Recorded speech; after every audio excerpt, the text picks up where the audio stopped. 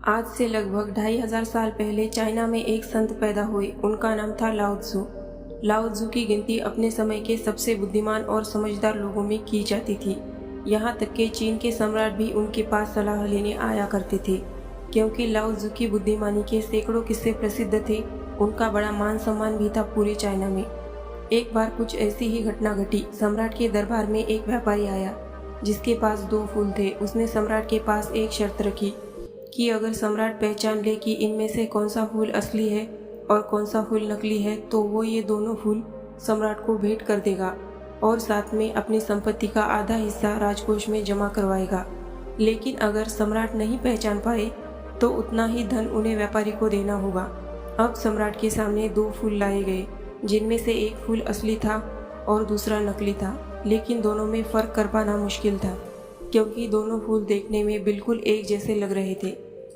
जिस कारीगर ने उस नकली फूल को बनाया था वह इतना कुशल था कि उसने इतनी बारीकी से असली फूल की नकल की थी।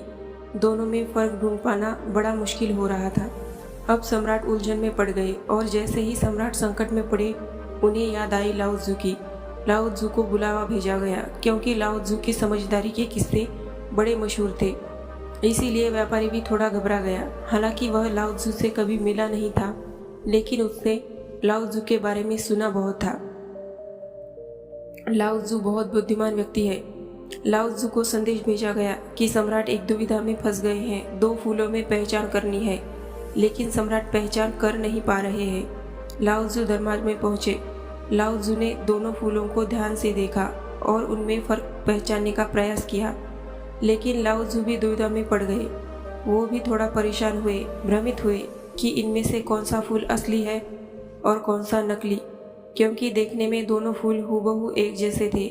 लाओ त्सु को भी उनमें अंतर कर पाने में बड़ी मुश्किल हो रही थी। फिर लाओ त्सु ने व्यापारी से थोड़ा समय मांगा और टहलते हुए दरबार की खिड़की तक चले गए और उन्होंने उस खिड़की को खोल दिया। थोड़ी ही देर में बाहर से एक मधुमक्खी उड़ती हुई आई और उन दोनों फूलों में से एक के ऊपर बैठ गई। यह देखकर लाओ त्सु के चेहरे पर एक हल्की सी मुस्कुराहट आई। सम्राट समझ गए कि लाओ त्सु ने इस दुविधा का हल ढूंढ लिया है, असली फूल को पहचान लिया है। अभी लाओ त्सु ने कहा, बाएं हाथ की तरफ रखा हुआ फूल वह असली है और दाहिने हाथ की तरफ रखा हुआ फूल नकली है।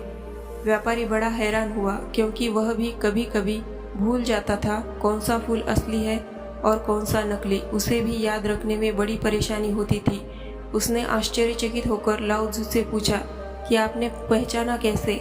लाओ त्सु ने कहा, मनुष्य की आंखों को धोखा दिया जा सकता है, परंतु इस प्रकृति की महानताओं को धोखा देना असंभव है। इन फूलों को देखकर भले ही इंसान धोखे में पड़ जाए, लेकिन एक मधुमक्खी को धोखा देना संभव नहीं है। मधुमक्खी हमेशा एक असली फूल पर ही आकर बैठेगी। तो यह थी एक कहानी लाओ त्सु की बुद्धिमत्ता के बारे में।